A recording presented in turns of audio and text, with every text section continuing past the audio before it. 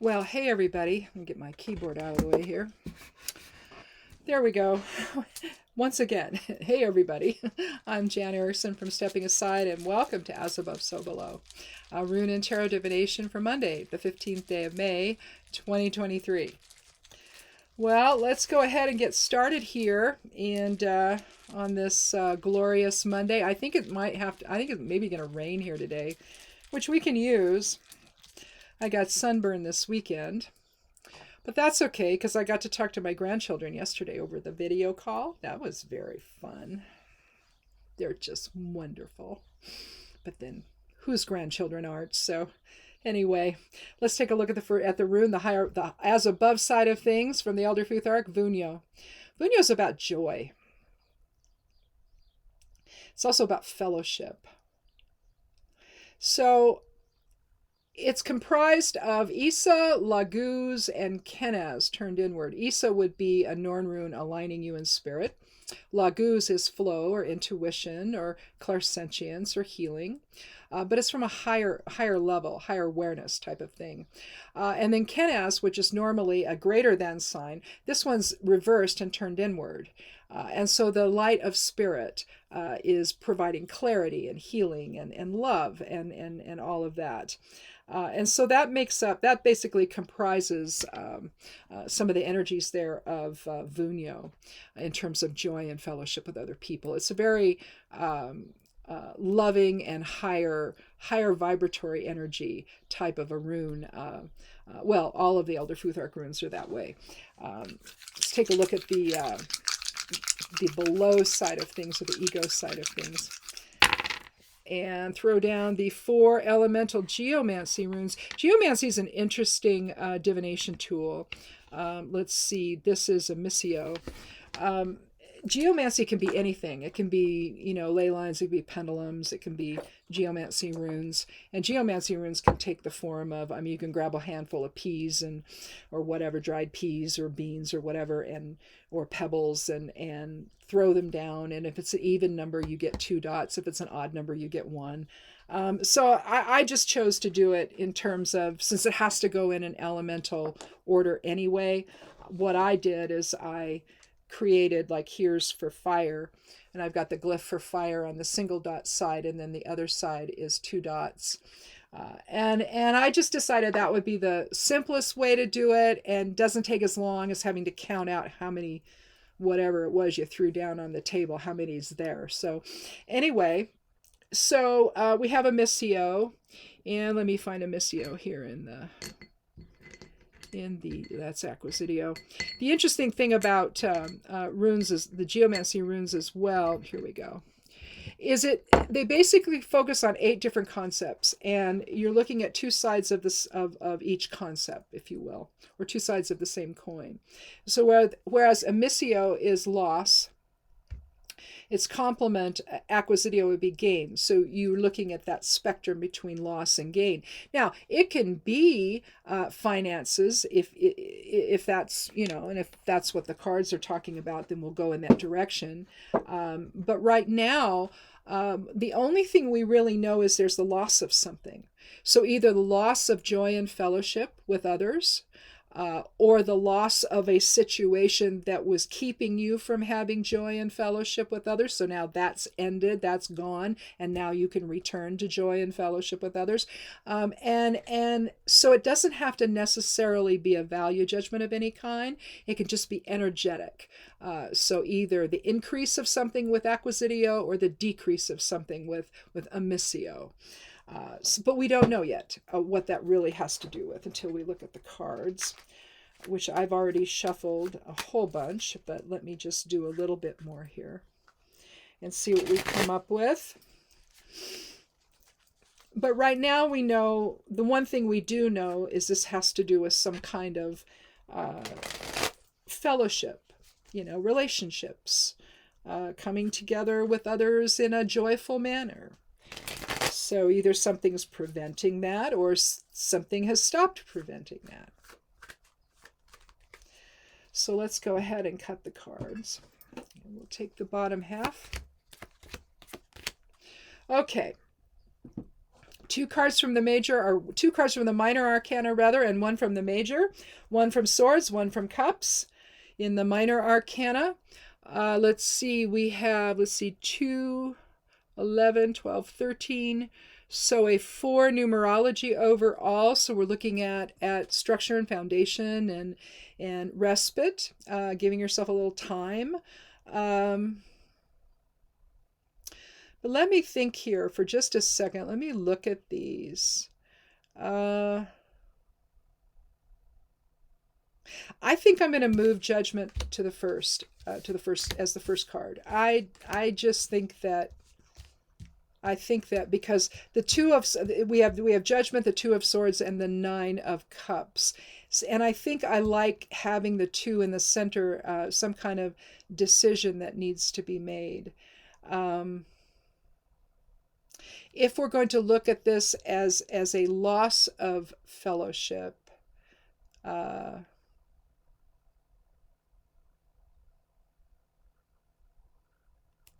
I think we're going to look at this as a loss of judgment. No.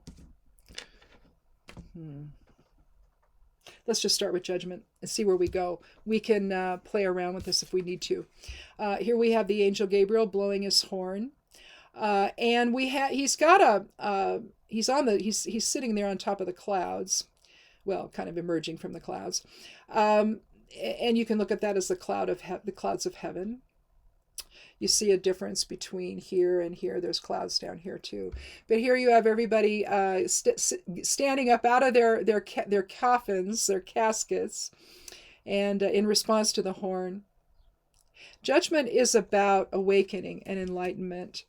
And a rebalancing of sorts. And that's what I think that the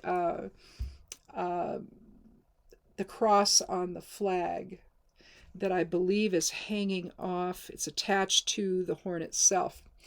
You can kind of see right here it's attached. There's one down, but the hand hides the other one. But the flag's attached to this horn, and it's the time to rebalance. It's time to awaken to who you actually are, and to rebalance the soul with what happened here in form. When you infuse into form, the idea is that, yes, you go through the veil. Yes, you have the veil of forgetting. But at some point, you awaken to the truth of who you are. And if you don't respond to that and live there, then you're always battling. It's the battle between spirit and ego. And this is how I look at that cross. Here is the axis of where spirit infuses into form. Ideally, we should be rebalanced, which is what he's asked, what Angel Gabriel is asking them to do, is to rebalance that whole thing. But instead, we tend to hover around here. The horizontal axis of physical reality is the balancing of polarity, the feminine versus the masculine, and that's not to be mistaken with gender. Has nothing to do with gender. You can have a male person who maybe is a little more passive than assertive. So there would be an emphasis of the feminine or passive or receptive side of self. You could have a woman who is a little more assertive or aggressive, and then that would be additional masculine or projective or active type of energy here in that individual. So don't get hung up on that part of it as gender, because it isn't. It's all energy, and how that manifests in the person when they incarnate when they go through past the line of the abyss and go into physical incarnation. And so, but again, I think the rebalancing means you come here to where you're aware of what this all was, but I'm telling you, you don't have to wait until this moment to figure that out. It's the truth of who we all are. So just know that and react from there, and kind of try to get your little place here, bring it a little closer to there if you can. Which is kind of the whole purpose of what we're doing here, to think about things from a higher awareness aspect versus the ego's awareness and the reactionary, lower vibrational type of energy that the ego provides. So again, card 20, you're looking at a 2 numerology. So again, rebalancing with the card of judgment. It's not, being judged per se. It's not, oh my gosh, I'm going to go before a tribunal and be, told all the things I did wrong. It's that's not where you are when you return to simply soul level. That's not what happens. But here, once you've awakened from your slumber and you've realized a few things, we can bring that down into actual, life in terms of life. When you've reawakened and you've woken up to something, and oh boy, there's that woke word, right? Yeah, it's not a bad word. It just means you understand what's going on and you don't, bury your head in the sand. What is it with folks these days that want to turn normal words into something that's diabolical? It just I don't, it's like, whose master are you serving? I don't know. But anyway, at that point, once you've awakened to something, and again, it has to do with joy and fellowship and losing something. And I think at this point, what we've lost is our ability to do that. And we've needed to awaken from our slumber and taken a look at the perceptions that we have with the two of swords. Swords is the air element again. Swords is about the intellectual side of self. It's about decisions. It's about communication, interaction. And again, we've been in with Mercury retrograde. It went direct yesterday. Well, yeah, it went direct yesterday on the 14th. But we're still in the shadow. You get a shadow before it starts and a shadow after, where things are building and then things are beginning to wane. So it's not a definitive 3 weeks. In other words, you could literally have 5 weeks of, give or take, of the effect of Mercury retrograde. So you could still be having some of that right now, or not. I mean, maybe Mercury retrograde doesn't bother you. But here we have a woman sitting with her back to the water, back to her emotions. She's got her arms crossed in front of her with each hand holding a sword. She's blindfolded. And again, you see this dual line of demarcation here. She's getting away from the emotion of it all, and she's coming here to an area where it's all clean, there's nothing there. So in effect, you could say that she's making the decision she needs to make in a dispassionate fashion, leaving the emotion out of it. Okay? So maybe what was preventing the joy and fellowship of Vunyo and what needed to go away is some of the emotion of that. Maybe you were reacting to something that maybe you overreacted to, or you read into something that somebody said, and now it's impacting your ability to associate with them.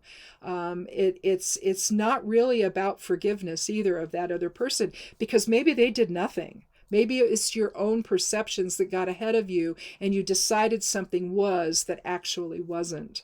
And so I think it could be that you got in the way maybe of something, you've awakened to that fact, and now you're trying to understand the whole thing.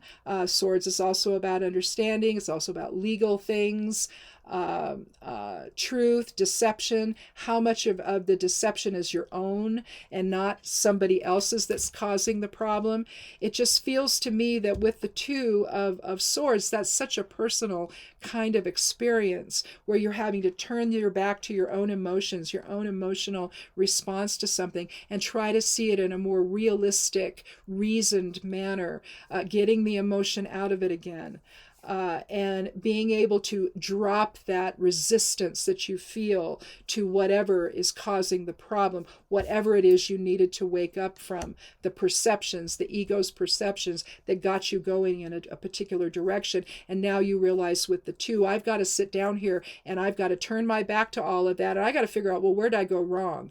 What was the place that I initiated some kind of response that really wasn't appropriate, or in other words, people may misspeak, and by golly, it's carved in stone at that point, and you can't allow for someone else to misspeak, right? That can happen as well.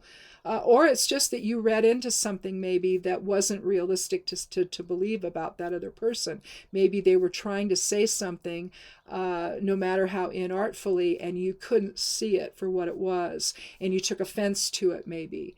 There's that. And so with a missio, you have to drop all of that, and you have to turn your back to the emotions of things and try to look at the situation dispassionately, without emotion, with a little more realism and understanding of the whole picture.